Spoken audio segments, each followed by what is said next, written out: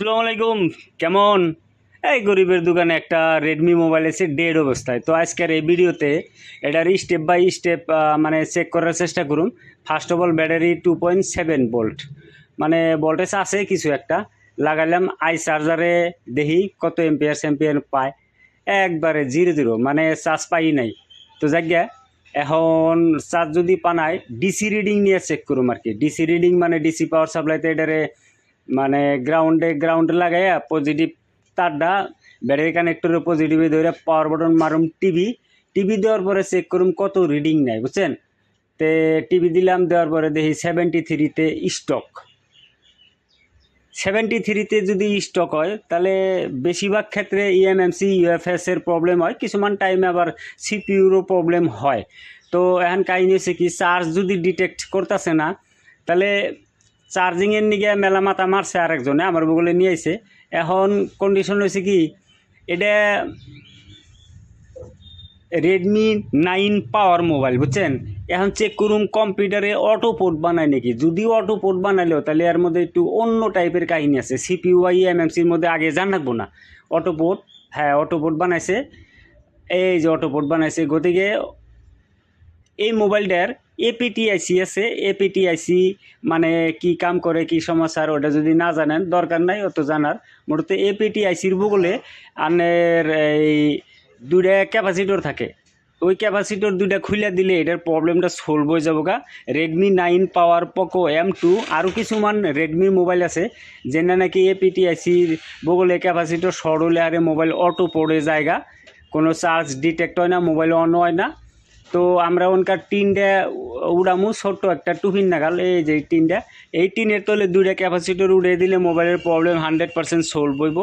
তো এই টাইপের মানে স্টেপ বাই স্টেপ মোবাইলের কাম শিখবার নিয়ে গরিবের লোকে যোগাযোগ করা হারেন কোন মোবাইলে কি রিডিং হইলে কি করা লাগবো। হ্যাঁ, চার্জ পায় না, গতিকে আমার নাগাল বিড়ি খাওয়া মেকাররা তো ডাইরেক্ট এটা চার্জের পিন বা চার্জিং লাইনে কাম করতো, কিন্তু সবসময় কিছুমান থিওরি সব মোবাইলে খাড়ে না, বুঝছেন? টিনটা উড়ালেছি, উড়ে হেরে এই যে ক্যাপাসিটর দুটো উড়ে দিম আর কি। না উড়ালেও চলতো, হিট দিলে হবো, এপিটিআইসি তো অল্প হিট দিলে হইতো।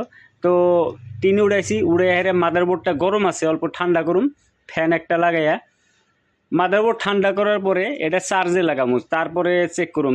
মোবাইল তো অনবো না, তার কারণ ব্যাটারিতে চার্জ আছে 2.7, ওটা তো দেখলেনি। 2.7-এ অন হয় না, একটা মোবাইল অন হবার নিয়ে মিনিমাম 3.7 লাগে। তো মাদারবোর্ডে আপাতত এখন বাতাস দেওয়ার পরে ঠান্ডা হয়েছে। তো ডিসপ্লেটা লাগাই, ব্যাটারিটা লাগাই হেরে আই চার্জারে লাগাম আর কি। আই চার্জারে লাগাই দেখি চার্জের মানে এম্পিয়ার নেয় না নাই। এই যে চার্জ পাইছে 0.38, 0. এইরকম পাইছে, কিন্তু লগো আইব না। ও সরি, লগো আইছে, ব্যাটারি ল আছে। জায়গা কথার মধ্যে কথা হয়েছে, এখন আমার এটার ব্যাটারি চার্জটা বাড়তেছে না নাই, ওটা চেক করুন মাল্টিমিডিয়ার দিয়ে। তো অন হবো কি না হবো না, বাদ দিলাম।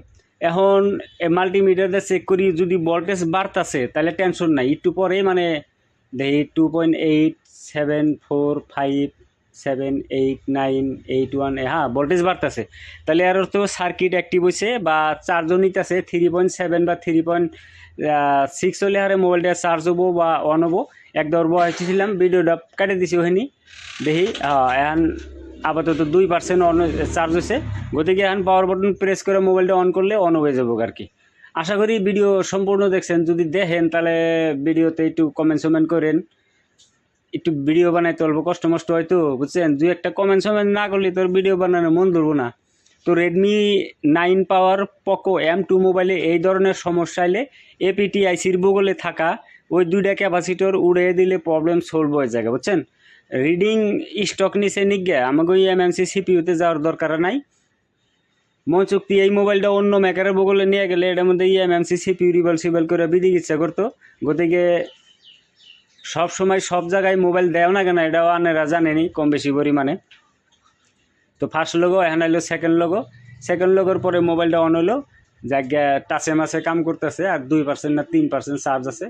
তো আজকের ভিডিওতে হেনি, ভালো থাকেন, সুখে থাকেন, আর ভিডিও শেয়ার মেয়ার করেন আর কি, বুঝছেন? Thank you.